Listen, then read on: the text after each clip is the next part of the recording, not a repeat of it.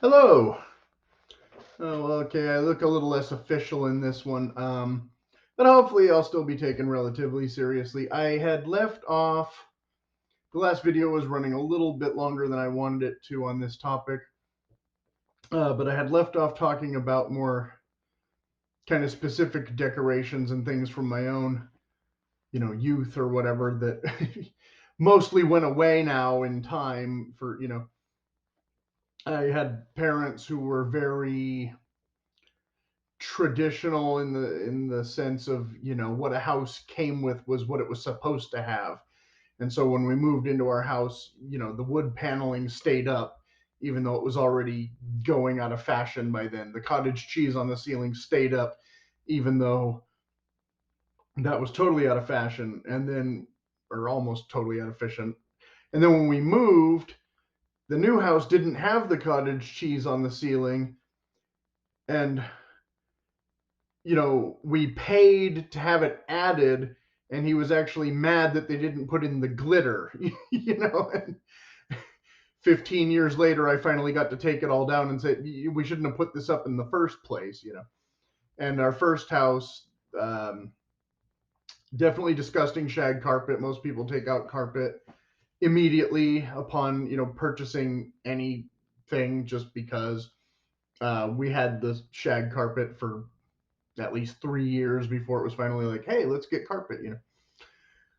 So yeah, I definitely grew up in wood paneling and shag carpet. I'm not as ashamed of it as maybe I should be, because I don't think I was the only one. We did have paintings on the wall. It wasn't a total barbarian experience. And I was talking more about paintings in the other video, and I kind of left off. I don't, as someone who's an art enthusiast or whatever, I don't usually like mixing arts, at least in one room. Like if I'm going to have a painting, like that should be the centerpiece of a room and not then be kind of tempered with like 80 million other littler things, unless they're complementary in a very overt way. I don't like oil paintings and watercolors hung next to each other very much, or at all, really. I think put the watercolors in the kids' room and put the paintings in the sitting room. Because they have more of a gravitas. And there are, some obviously very well done watercolors, but they have that softer feel to them typically, and it's just not the same command or whatever. It's a different style of frame typically too, because you're usually using a glass frame. Um, One of my big pet peeves, for example, when I go to art shows, is when they hang, some kind of psychedelic or abstract piece next to like somebody's photography. Everybody just gravitates toward the photo. Oh, it looks so realistic. Oh wait, it's a photo. Like they tend to ignore completely the actual art. Like I think photography exhibits should either be in a totally separate room or a totally separate art show. I've been to many art shows, and I've almost always encountered the same haphazard. Oh, this looks good next to this. No, this totally overpowers this. Trust me. So okay, getting back to decorating more than just art critique.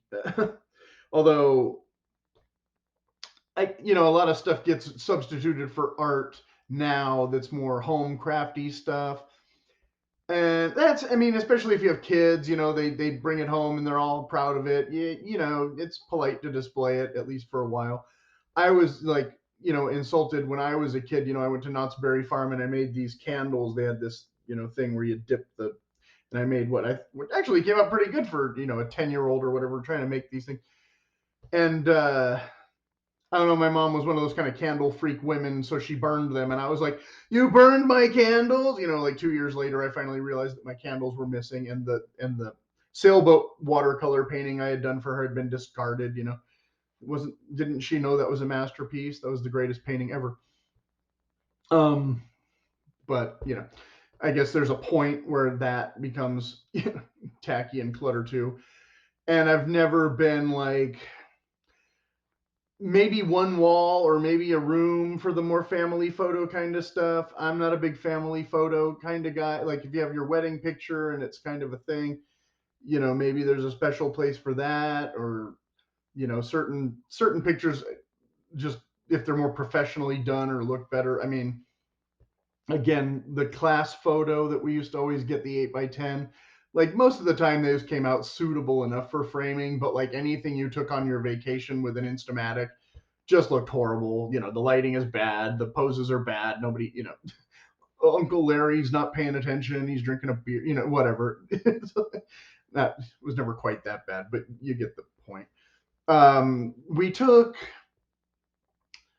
obviously we weren't as photo shutter buggy as you can be now with your, you can take 50 million pictures of everything as soon as you go to McDonald's or Starbucks.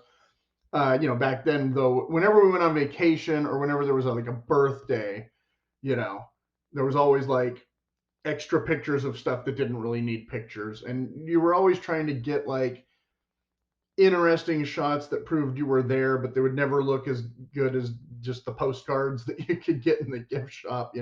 I've always collected postcards on my travels as just a thing that I like to do. And I've displayed some of them over the course of time, but most of them are in a box in the closet. So whatever. I've also done the thing where I've tried to like do magazine covers and kind of, sometimes you try and frame them to make them look like a poster or whatever, and it works. Degrees of success. When you're younger, you kind of have to gravitate toward to what you can afford and what you can kind of, purpose into decoration. When you're older, you're expected to, kind of discard most of that and have a more of a like again a stylish theme, and so you can turn your house into a princess castle or a cabin or a yada yada yada.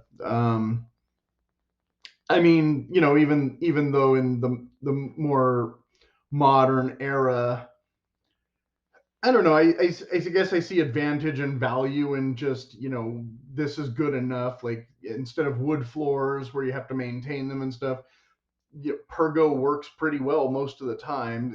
Not gonna lie, everything can't be tile. Excuse me, tile can be cold.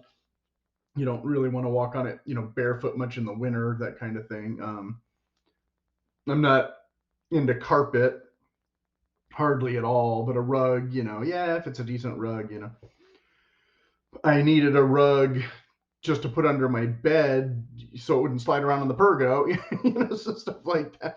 So even though I had never really had a rug before, for a while there I had a futon and I needed a rug, that kind of thing. Futons are absolutely like the worst thing ever. Oh my god, I had one for about 3 years, and that was a long 3 years. I ended up like doing the mattress on the floor for a while until I got a proper bed because it was more comfortable than the slats coming through the. And this was after I bought the second mattress and found out that it didn't last very long at all either. It's kind of like, okay, college is over. Let's burn this and get a real bed. One of the or several of the videos talk about, I guess I'm kind of relating this back to cottagecore more than anything, I guess because it's kind of my winter theme. They were talking about decorate with books. Well, the problem is these yuppie women bought up all the books, and unlike guys like me who used to buy these books to read them back in the 80s, now we can't find them anymore. Same with all the good vintage clothes. It's like they all went to boutiques, got marked up, and now you can't get them anymore. So you have to decorate with trade paperbacks. It just doesn't have the same feel. Uh, I realize this is a little all over the place, but I'm trying to catch up on the few things that I didn't talk about in the previous video, and then trying to remember. My yeah, and also when I was talking about cottagecore, I forgot to mention that the one aesthetic is where you really have to churn your own butter, or you're just not authentic cottagecore enough, as opposed to it looks like a cottage on Facebook. It's passable.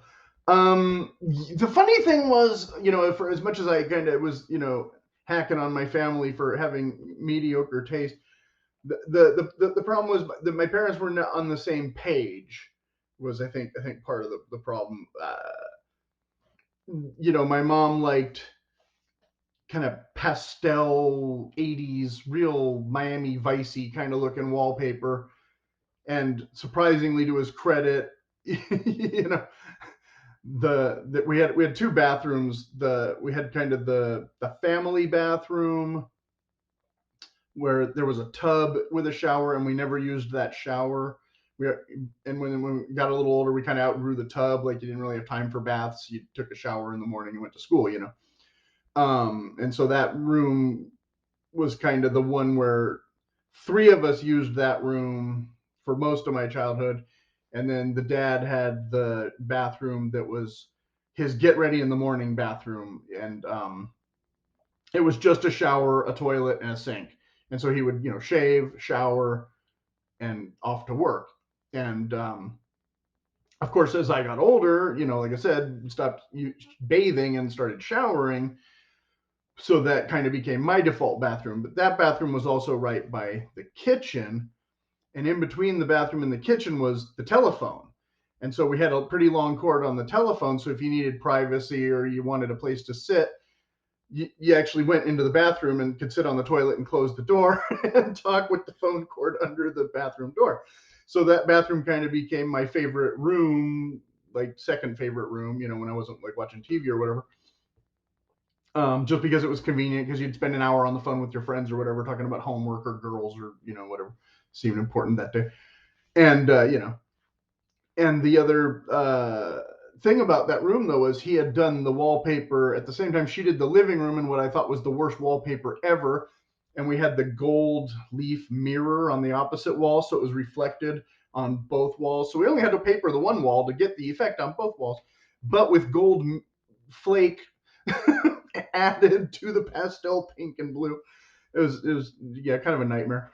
And then next to that was like the dark wood that led to the dining room that still had this very old traditional 1930s English countryside looking gray, that kind of Victorian pattern kind of stuff.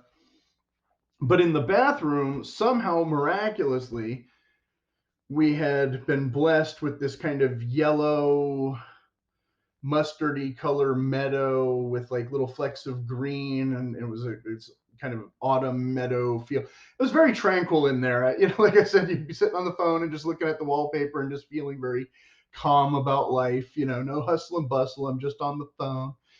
I might take a shower after. Yeah.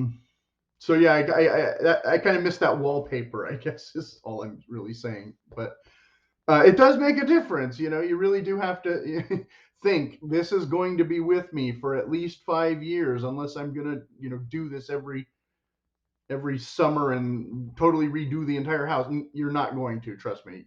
You're probably not. So yeah, you're going to have this wallpaper for 5 or 10 years.